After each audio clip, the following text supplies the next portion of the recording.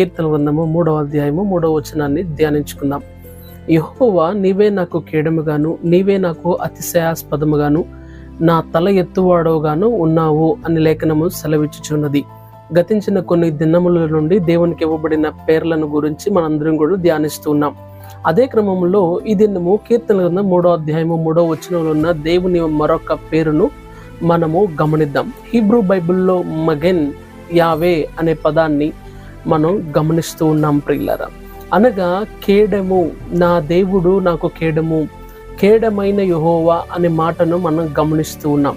కేడము అనగా ఆశ్రయదుర్గము, నమ్ముకొనదగిన దేవుడు, ఆపత్కాలమందు ఆయన మనలను తల ఎత్తు దేవుడుగా ఉన్నాడు అని లేఖనము సెలవిచ్చుచు ఉన్నది.